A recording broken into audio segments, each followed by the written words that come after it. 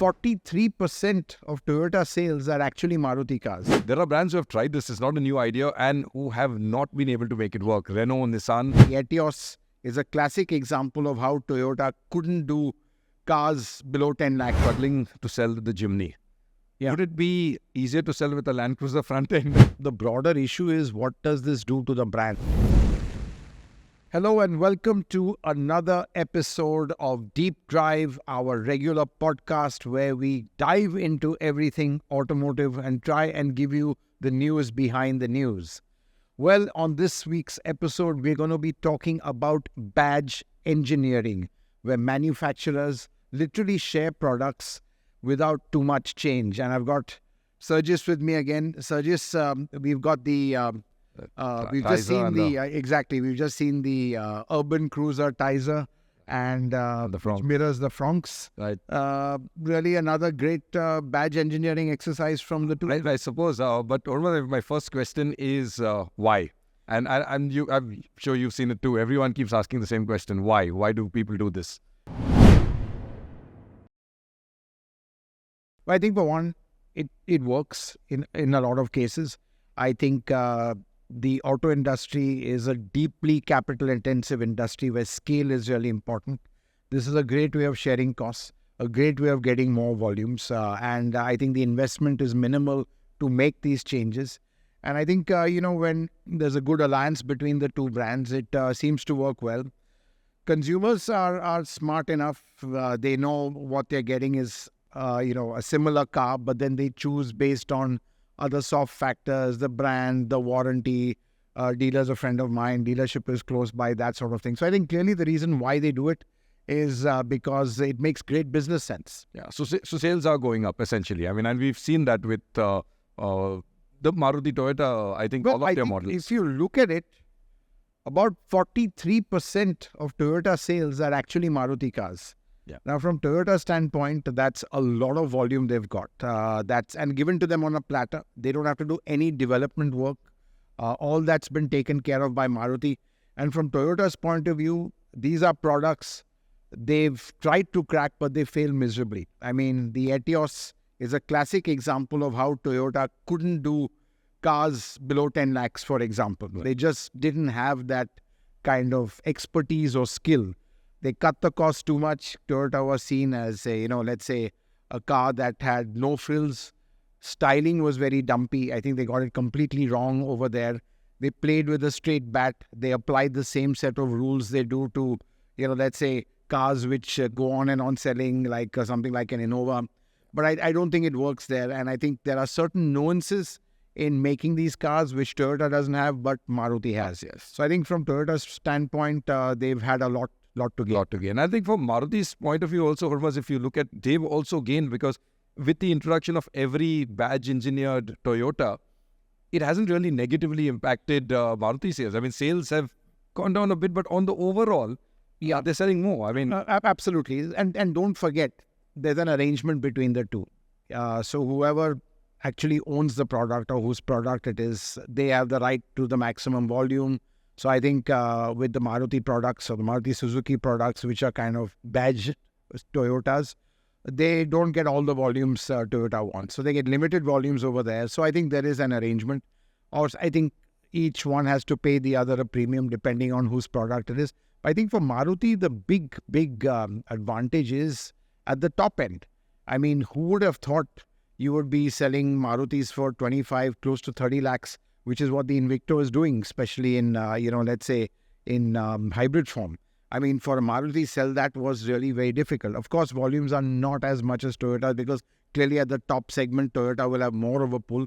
But still, you still get numbers from Maruti as well. And if you look at the Grand Vitara, that's been a real success. And that's been a great collaboration because Grand Vitara was actually developed by Maruti Suzuki. It is fundamentally a Suzuki product with the Toyota drivetrain. Exactly. With the parallel hybrid drivetrain. So I think it's been a great cooperation that's worked well for both. I think from a consumer's point of view, yes, there has been some duplication. But I think, at the end of the day, they can choose between the two brands they want for the same product. If we look back, there are brands who have tried this. It's not a new idea and who have not been able to make it work. Renault, Nissan, Ashok Leyland and Nissan as well. I mean, if you look at the Stile and the... that's right, Evalia. Yeah. You know, I mean, I still remember almost that, you know, when Ashok Leyland were introducing it, they said, no, look. The Nissan thing didn't work because it was more, you know, commercial, and we tried selling it as a private luxury thing. Under Ashok Leyland, it would do better. But so clearly, I think the product also has to be sound and have some merit for badge engineering to work, right? Exactly. And even the brands have to have merit. I think all these brands, especially Nissan, Renault, you know, they didn't get their act right over there. You know, so you had Sunny, Scala, you had Pulse Micra. And then clearly they didn't seem to work that well at all, because as it is, volumes were quite small. And, you know, there was really, each brand wasn't that strong in their own right. And again, you have some brands which are really strong, like you had the iconic Duster, which really kind of created the mid-size SUV segment, the first real 5-seater monocoque SUV in that segment. So I think Terrano, despite Nissan actually investing in it to go beyond the badge. I remember Andy Palmer, who was heading Nissan at that time, we've spent money. So they even did a few more the sheet metal changes just to try and give it a different look, to differentiate it as much as possible and not just stick a badge on. But still that didn't work. So I think clearly, you know, it really depends on the brands as well. And I think timing also was, because if I remember right, the Terrano came quite far after the Duster. Absolutely. You know, the Duster maybe was already on its down. That's right. There were other competitors. That's With right. Maruti and Toyota, they're doing it really well, I think. They're doing really well. And I think what's really amazing is that you look at the cars that they can only limit it to soft parts, because if they go to metal parts, it'll get more expensive. Customer will have to pay for it. But look at them head on, they look absolutely different. You know, they have their own distinct identity. From what I understand, it's a big challenge for the designers, because obviously the designers want to change a lot. But then, you know, the product guy says, or even the guys running the program, they have a fixed target cost saying, look, you can't do that because, you know, then it's going to impact the final price of it. So I think they've done a pretty good job just looking at, keeping their own design language, especially in the grille, despite only changing the soft parts. I think from the front, the Taisor does look like a Toyota, and the Fronx does look like a Suzuki now, especially the new design language of the Suzuki, which is seen in the Fronx, Grand Vitara and Invicto. Yeah. No, I would agree there, you know, because on the lights that you mentioned, the DRLs, clearly they carry the Nexa car signature on the Fronx, whereas these guys have got the double lines, which is more a Toyota thing. But I was just wondering, what is your thought on, now you have changed the soft part, the bumper, to accommodate a different grille, but even the lower bumper area, I mean, personally, I would think maybe they could have done a little bit more. Is that also a cost function, because you have changed the mold, right? I think it is all a cost function at the end of it. I mean, if it wasn't a cost function, they'd probably do it. I think don't forget that all these programs were conceived before the alliance between Suzuki and Toyota really firmed up. So I think from now on, we'll be seeing a lot more differentiation. And could get more. Yeah, we will see. I mean, eventually it could go the Seltos Creta way. Completely different top. Where there's completely different top hats as well. It could go. It depends, on how far they want to differentiate the brand. Don't forget, it's all a cost issue, how much you want to differentiate and how much you want to spend to doing that. Or even midway, I think like the Volkswagen Skoda is a good example. Absolutely. Midway point. That's also a very good example, and each are very true to their DNA. The Virtus looks like a Volkswagen, the Taygun looks like a Volkswagen, and it's the same with the Kushaq and the Slavia. It definitely looks like a Skoda. But there are some changes there, but again, if you see the doors, everything is absolutely identical in both cars. So it's really, I think, a very challenging exercise. It's probably something that has to have a lot of nuance, and you have to do it very masterfully to make it really work. And, I think obviously you have a lot of the trolls and the people saying, how can you do this to the brand? But frankly, I don't think, the consumer who buys them really cares. Yeah. Some people know what it is, but they'd prefer, buying a Maruti badged Toyota, let's say a Glanza, for example, just because they want the Toyota key over them. And on the flip side, people know Maruti for their small cars and they want the Baleno. So I think each one has their own nuance. I think it just works. Overall, the volume has grown, and overall, it probably has had some cost benefit to both, which probably then gets passed on a bit to the customer. So I think it's a win-win for both. Yeah, absolutely. In fact, like you said, overall the volume has grown, so which is obviously a good thing for both brands, for Maruti supplying it, but also for dealers. Dealer viability has now improved for Toyota, right? Exactly, absolutely. If you look at 40+% thing, and from the dealer point of view, they, it's just like selling any car. They just get their margin on top of it. So I think it really works for the dealers. And absolutely right, the dealer viability, it makes the dealers very strong. And today, Toyota and Maruti dealers are really, some of, let's say, the most successful, doing very well. And I think it's really down to, having a full range and pipeline of products. And it was actually interesting, just to go back to what you said, like for consumers, some would prefer just the Toyota badge. So my brother-in-law, he had two Marutis before, and he wanted to buy the Baleno. I spoke to him about the Baleno, the Glanza, and he said, hey, so it's the same car? And I said, yeah, it is the same car. You could, and this was the previous gen, where it was literally just a grille swap, even the bumpers are the same. And he said, well, then I'll buy the Toyota. And I was like, seriously, why? He said, well, I just have a Toyota. It's something different, Exactly. So he was fully aware, but he said, I'll just buy the Toyota. I just bought something different in my life. And at the end of the day, I'm still secure with the Maruti, knowledge. Although the funny bit is service network, you can't service one car at the other. That's an interesting point. You can't, send your Maruti to a Toyota workshop. And I think fair enough, that's each one's brand strength, and they would probably want to guard that. Correct, yeah. And I think also then implementing systems, warranty, your IT systems are also difficult, because, I've asked also, could you not do it? And they say, well, a dealer could repair the car, obviously, it's the same car. So you could repair it, but it wouldn't get logged into the system as your service history. Right. So, if you do want to take your car to a service in a pinch, let's say you're stranded somewhere, you could go to the nearest dealer, but you won't get that logged in the service history. If it's under warranty, the warranty claim will not be processed. So I think there is the only area where maybe a consumer wouldn't fully benefit. The broader issue is, what does this do to the brand? There's a lot of talk about, the Toyota brand is being diluted, is being sullied, and I just think it's a lot of bunk. Today, a Fortuner costs as much as 60 lakhs. Yeah. People are just buying whatever Toyota prices it at. They're just with impunity just raising prices on that. True. Innova, same story. Everyone wants an Innova. Exactly. There's a queue out for it. People don't look at anything else. And I think both companies have done one thing intelligently, and they've not given their iconic brands for cross-patch To each other, yeah. So we did a story once that Toyota were looking at the Swift and possibly the Jimny, and Suzuki, as they said, politely declined. True. So I think they were smart that way. You don't want to, let's say, dilute your iconic brand. I think similarly, I don't think you'd see a Fortuner with the Suzuki badge, or even an Innova for that matter. Correct, the Crista. But that's right, the Crista. So, exactly. But that's an interesting point. You're right. They've guarded their sort of iconic models so that they don't dilute the brands too much, Because those models are brands in themselves. Correct. Yeah. I was just wondering though, maybe a topic for another podcast, but Maruti are struggling to sell the Jimny. Yeah. Would it be easier to sell with a Land Cruiser front end?